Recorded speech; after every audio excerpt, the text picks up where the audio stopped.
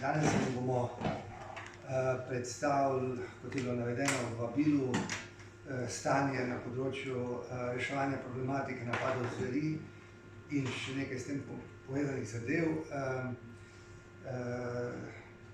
O nekaterih preteklih izkušnjah bo povedal bivši kmetijski minister,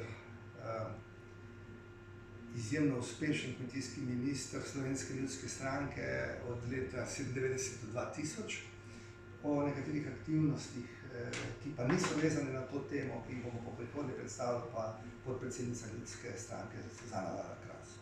Jaz bi zdaj najprej povedal, da smo v Slovenski ljudski stranki zelo zadovoljni ob ugotovitvi, da se stvari v zvezi z reševanjem problematike napadov zveri premikajo in to v pravi smeri in da se premikajo tudi v smeri izvrševanja zahtev, ki jih je dala Slovenska ljudska stranka. V Slovenski ljudski stranki ne želimo vladi določati, na kakšen način naj zagotovi varnost ljudi in njihovega premoženja, ko govorimo o napadih zveri, ker pa je zagotavljanje varnosti ljudi in premoženja v Sloveniji ustavna pravica, jo je država dolžna zagotoviti.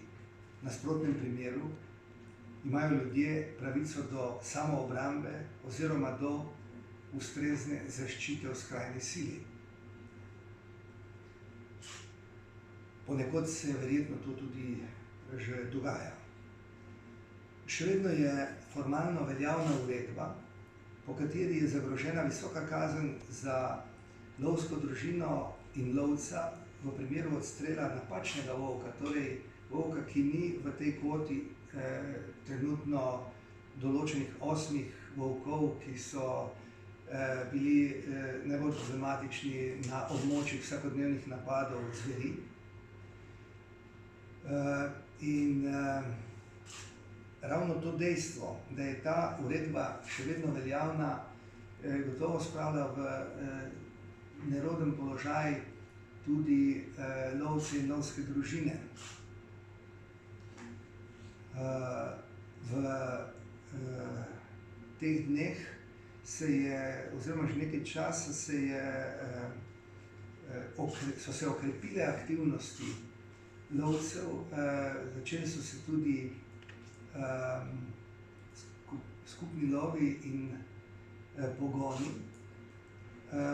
In to po naših informacijah na osnovi ustnega zagotovila pristojnih, da v primeru odstrela napačnih volkov se ne bodo izrekale kazni. Ker pa zgolj ustno zagotovilo ni dovolj, da ne bi preko neke druge organizacije bili v nadaljevanju lovci deležni kakšnih kazni, je izjemno pomembno, da čim prej pride tudi formalno do spremembe te uredbe, oziroma da se te kazni ukinejo, in po naših informacijah se bo to zgodilo v roku enega tedna.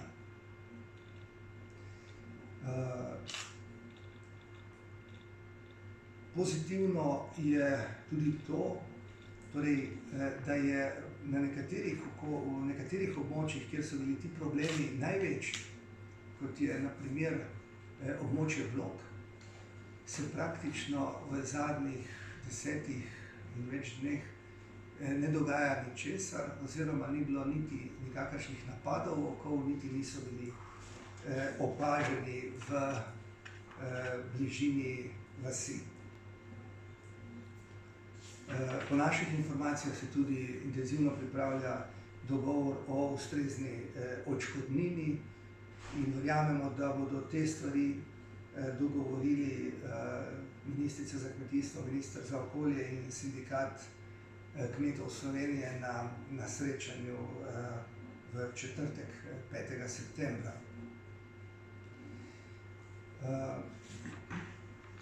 V Slovenski ljudski stranki smo ob zaostritvi ne le problemov zaradi vsakodnevnih napadov zveri, ampak tudi očitni zaostritvi znotraj družbe, zaradi zelo različnih pogledov, kot veste, jutri bo tudi protest v drugačni smeri, smo skušali na osnovi tujih izkušenj priti do kakšne dodatne možnosti, da se stvari rešujejo z čim manjšim odstrelom in da se vendarle vzpostavi ustrezen stalež in na to način, da bi bilo čim manj ljudi tako ali drugače prizadetih v postopku vzpostavljanja ustreznega ravnovesja v naravi.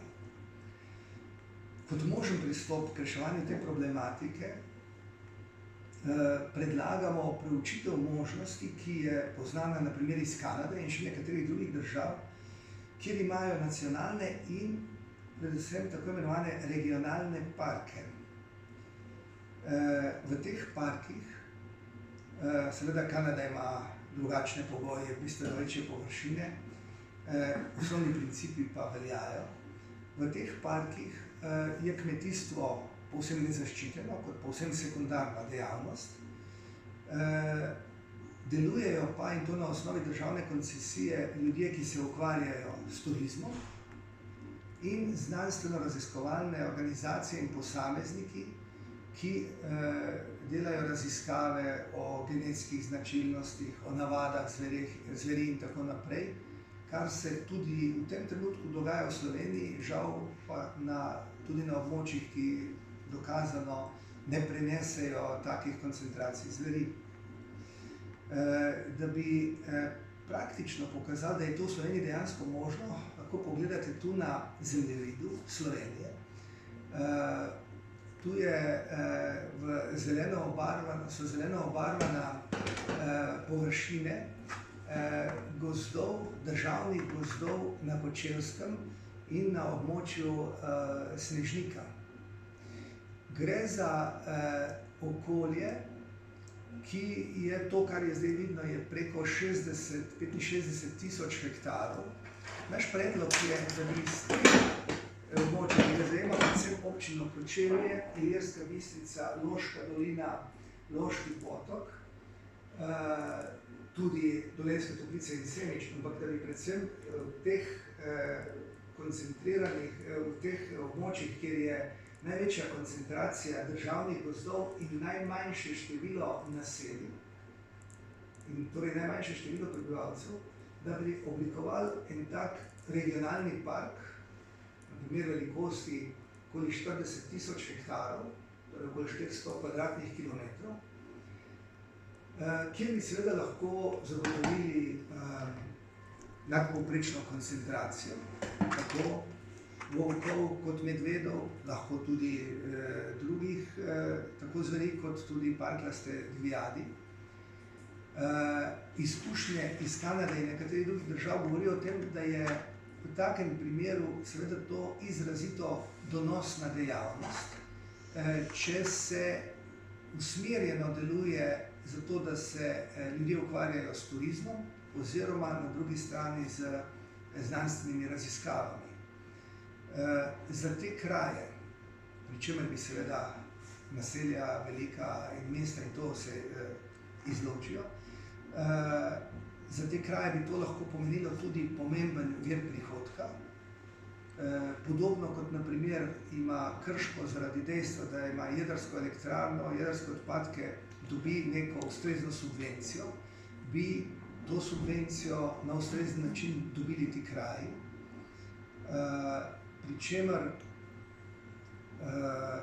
je treba poudariti, da je to že danes tudi v Sloveniji delno dejavnost, ki je tako fotolov kot nekatere druge oblike, ki je se pokazalo kot dobra možnost, ki se jo pa seveda ne da izvajati ob neustrezni kombinaciji z poskusom zaščite intenzivnega ali ekstenzivnega kmetijstva z velikimi ograjami in ogradami, ker to krni in naravo, onemogoča nek normalni pretok živali in izkušnje iz prej omenjenih držav, posebno iz Kanade, govorijo o tem, da je tam možnost tako komercialnega lova kot znanstvenih raziskav, izven območja parka pa je lov sproščen. Kar pomeni, da bi Slovenija imela kot je že ministrica povedala, brez težav, tudi 450 medvedov in ustrezno število volkov. Slovensko podeželje izven teh območij ne bi bilo obremenjeno s tem, ta območja bi pa imela ustrezno stimulacijo, saj bi sredstva, ki se danes na tak ali drugačen način, neposreden ali posreden način dajejo, oziroma bi se morala dajati, ker v tem trenutku dobijo kmetje in drugi prizadeti absolutno premajhna nadomestila, ne samo zaradi škod, ampak zaradi neustrezno kakovost življenja.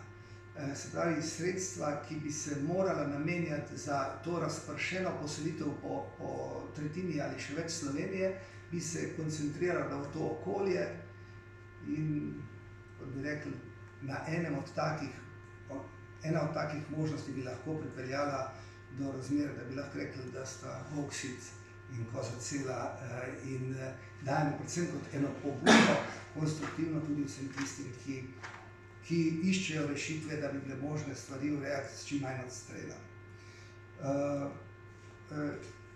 Zaostrena problematika napadov zveri v zadnjih mesecih je pri marsikomu ustvarila napačen vtis, da ko govorimo o problematiki kmetijstva z divjadjo in zvermi, obstaja zgolj problem velikih zveri, torej medvedov, volkov in šakalov. Dejstvo pa je, da v številnih okoljih, kjer nimajo problemov napadov zveri, se soočajo s podobnimi problemi z namnožitvijo parklaste divjadi in posledično uničevanjem pridelkov in mladja v gozdu. Tako na primer v Prekmurju je velik problem divjih prašičev, jelenjadi in srnjadi, še posebno v okolju lovišča posebnega pomena, s sedežem v Gornjih Petrovcih, v izmeri 12.000 hektarov. Od tega je približno 4.000 hektarov državnega gozda in 8.000 hektarov njivskih in travniških površin, pretežno v zasebni lasti. To je lovišče, ki izhaja še iz časov socializma in komunizma, ko so pač vozili ljudi, ki jim je bilo treba dati kakšno posebno nagrado oziroma darilo, in je potem to nekako ostalo. Naš predlog je, torej s tem loviščem gospodari Zavod za gozdove Republike Slovenije, naš predlog je, da se morda to, kar so državni gozdovi, ohrani, da se pa teh 8.000 hektarov kmetijskih, se pravi njivskih in travniških površin, da se pa ta del lovišča razdeli med domače lovske družine, kajti nepotrebno velika škoda se dela in neustrezno se ta škoda tudi izplačuje, predvsem pa je to, poudarjam, nepotrebno. In še eno misel v zvezi z jutrišnjim protestom. Jaz sem prepričan, da ob spoštovanju zelenih Slovenije kot zelene stranke je najbolj zelena in zdravo, razumsko, ekološko naravnana stranka v Sloveniji v smislu varovanja narave Slovenska ljudska stranka. Kdo pa je, če ščitimo kmete podeželja, kdo pa je zagotovil, da imamo obdelano, kultivirano, poseljeno podeželje, če kmetje ne bi tudi v izjemno zahtevnih in včasih neprijaznih pogojih vztrajali, potem bi imeli, kot rečemo, zvelinjak in še kaj drugega, vsekakor pa ne okolja, ki zagotavlja pridelavo kakovostne hrane in tudi prostor, kjer je omogočeno, da meščani in vsi drugi lahko ga koristijo za prosti čas in za druge dejavnosti. Ko pa govorimo o gibanjih, ki se sicer legitimno zavzemajo za uveljavitev svojih pogledov, četudi so po našem mnenju nekateri od teh izrazito škodljivi za ravnovesje v naravi, za podeželje in tudi za davkoplačevalce, bi podal tudi svoj predlog.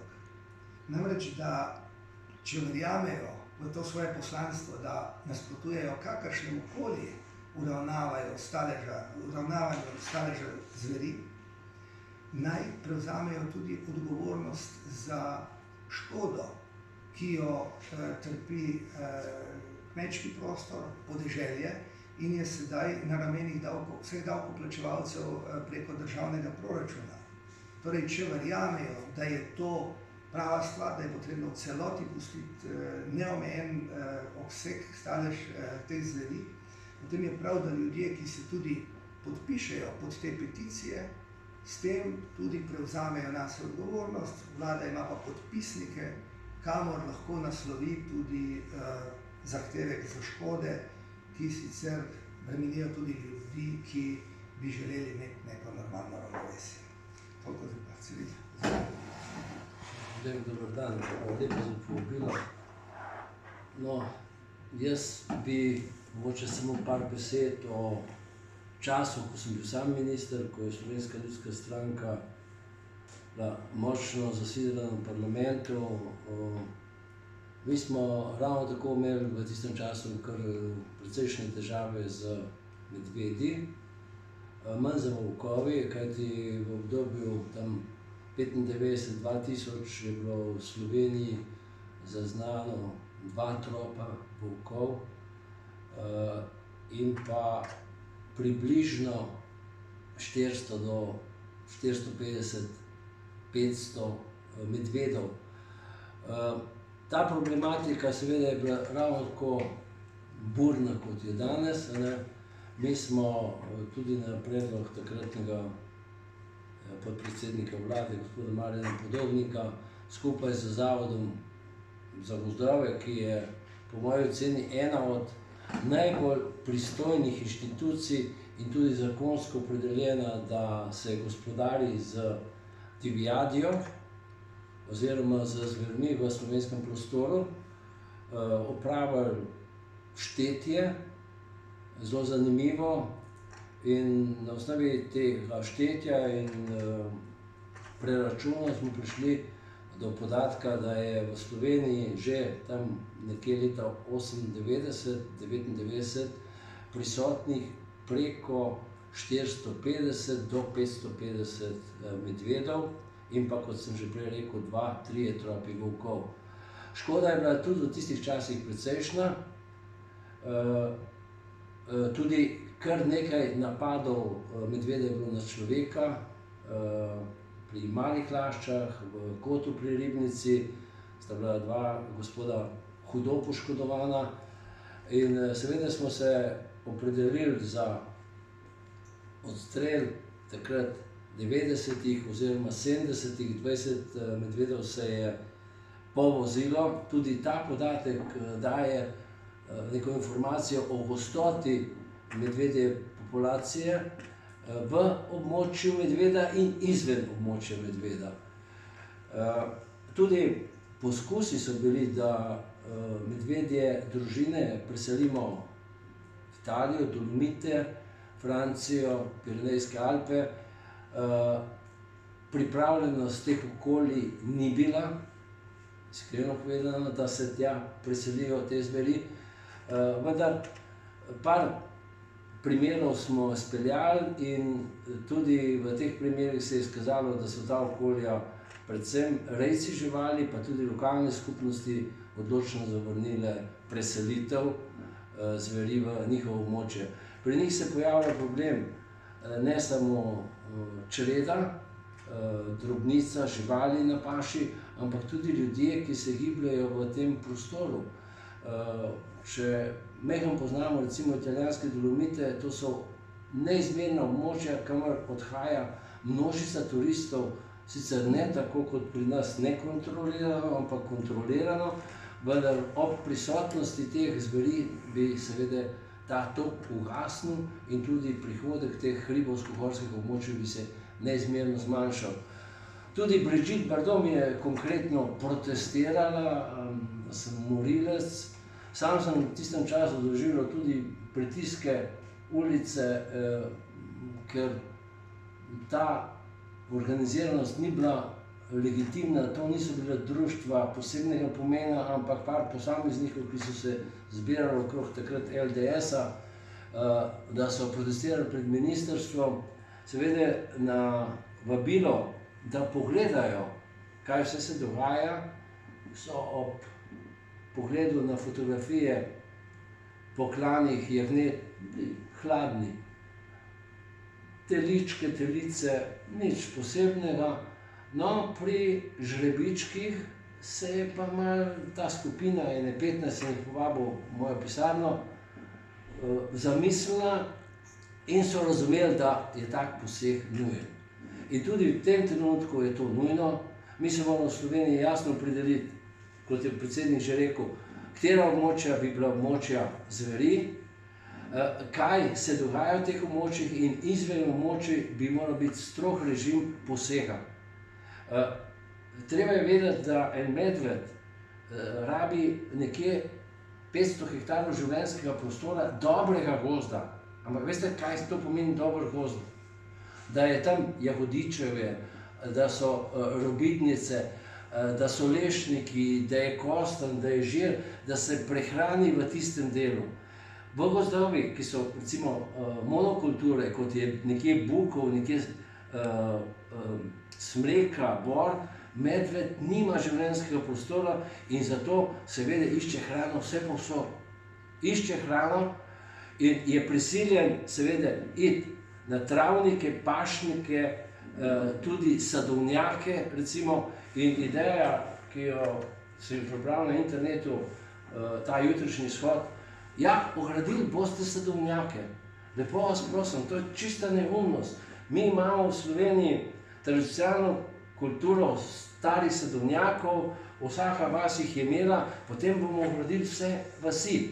Je pa tudi treba vedeti, da ograda, kar se tiče medveda, volka, je domislica nekaterih.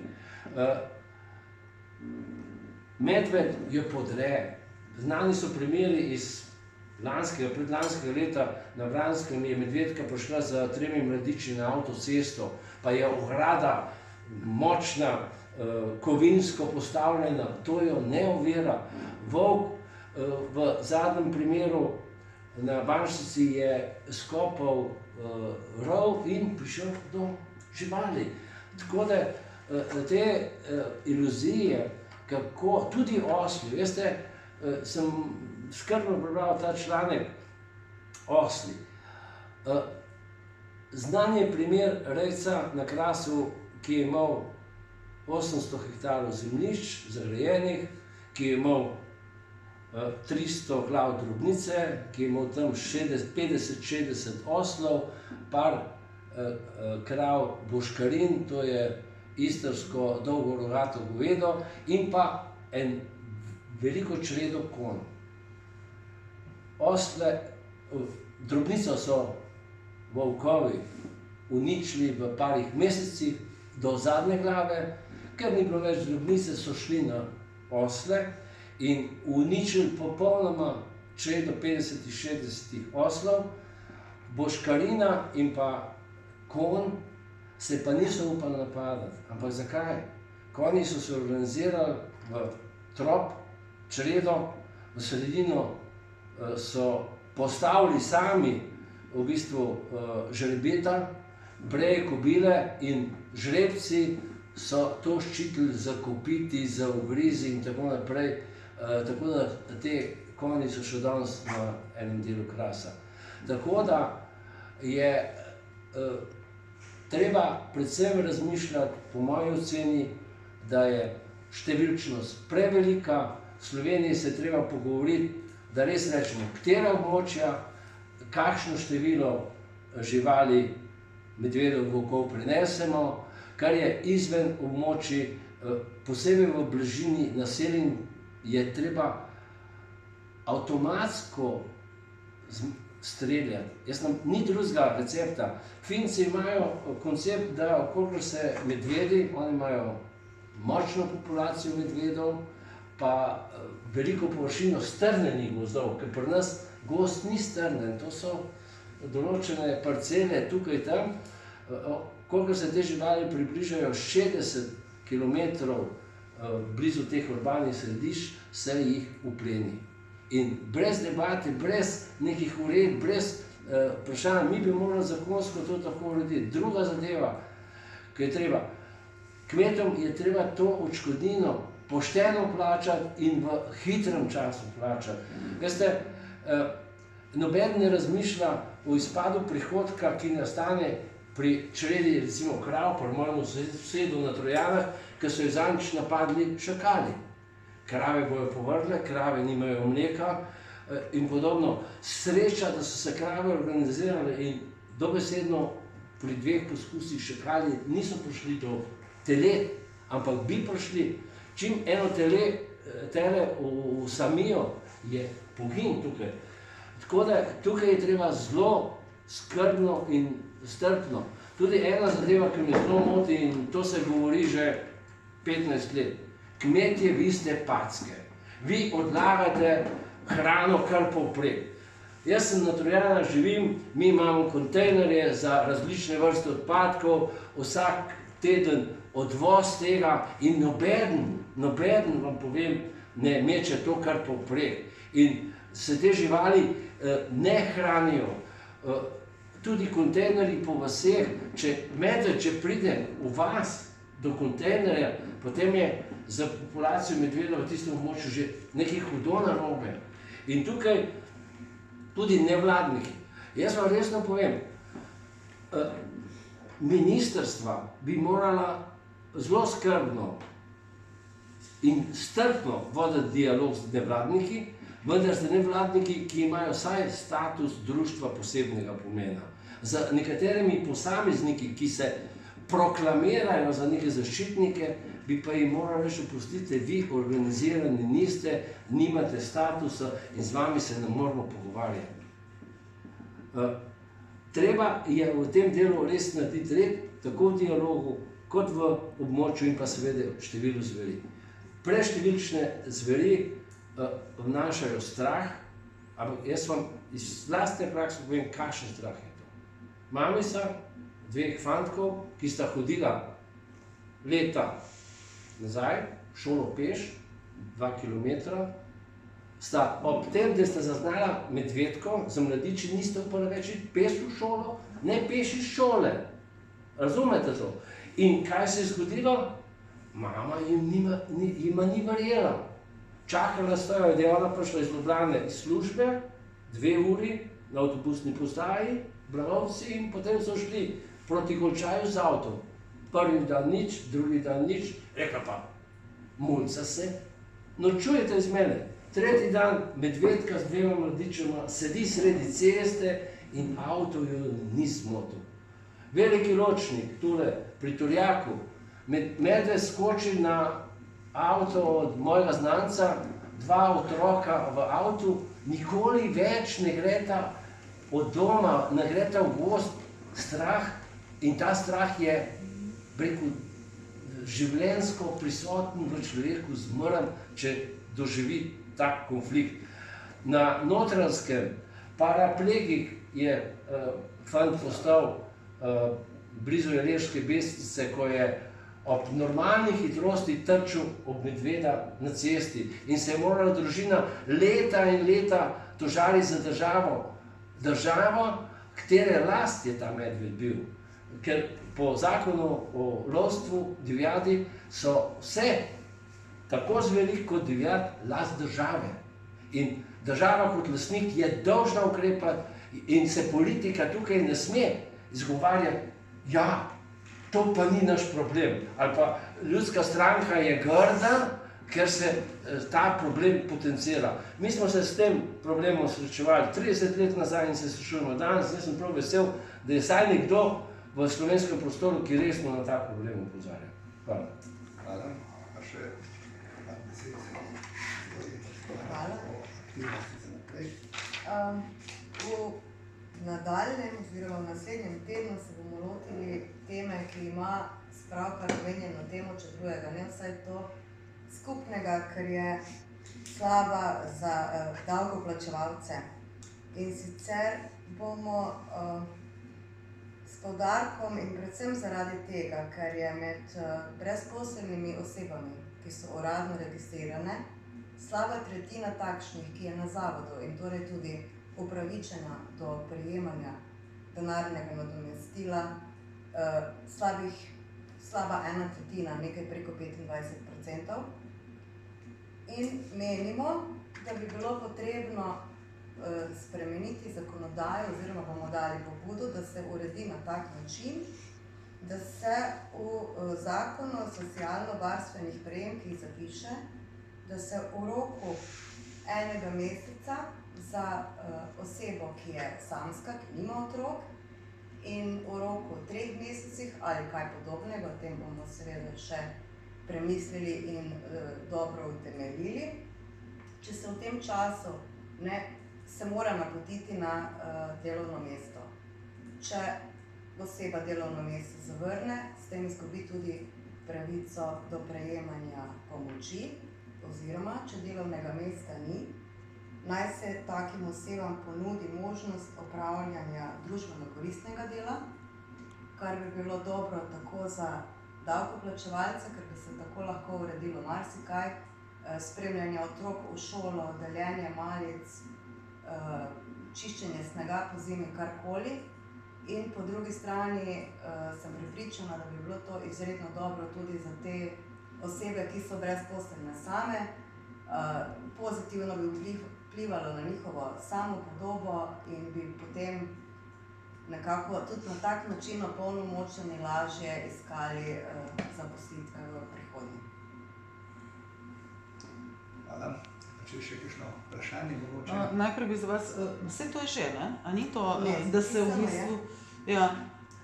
Če oseba v 12 mesecih denarno pomoč prejme 9-krat, pomeni 9 mesecev, preden morajo osebo napotiti.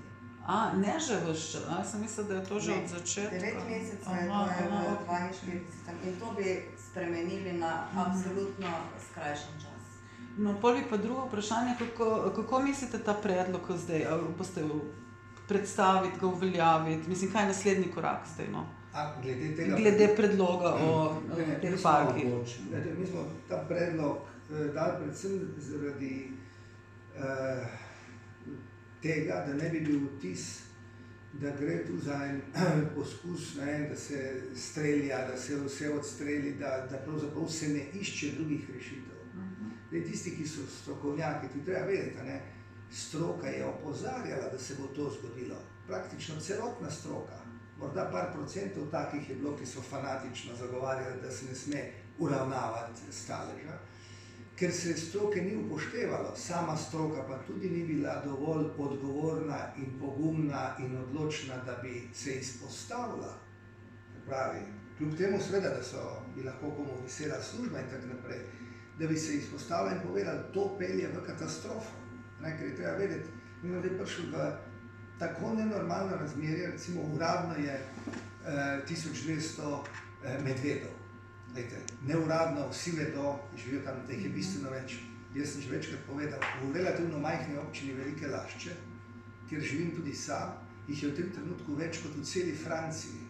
Pa je pred kratkim 100 francoskih županov protestiralo zaradi medvedov v tam. Neskončno več kot v celi Švici. Tako. Švica je bila dežela medveda, je 0. Tako. In se pravi, tudi te številke, ki se izpostavljajo, so prenizke, pa tudi če bi bile, torej take, kot se govori, 100 volkov in 1200 medvedov, bi pomenilo že predlog, ki ga je sama ministrica dala, do 450, da prideš, je seveda tu ena ogromna razlika.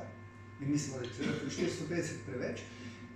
In je seveda treba iskati druge poti. Eno je odlov in pot v tujino, kar je bivši minister povedal, je to zelo zahtevna naloga, ampak je prav, da se to izpostavlja.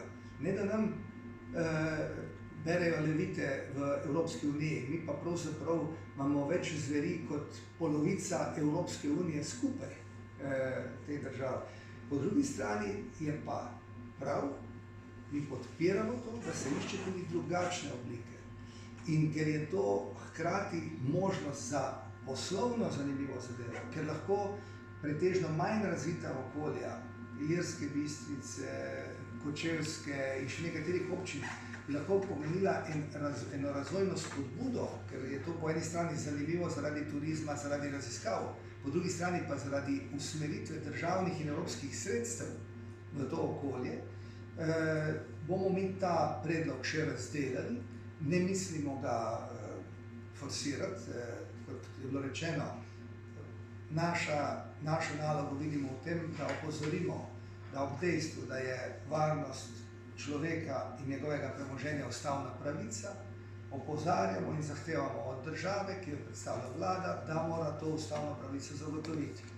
Ena od možnosti, da se jo zagotavlja na način, da tudi dolgoročno ne bo nikoli ogrožen tudi preživetje zveri v Sloveniji, je pa ta, da se pač posebna okolja namenijo temu, kar pomeni, da tam je lahko vzpostavljeno tisto sobivanje in tam se lahko potem testira, preizkuša to sobivanje s tistimi znanstveniki, ki pravijo, da radi prespijo v volčjem brlogu ali tak naprej. In jaz spoštujem te ljudi.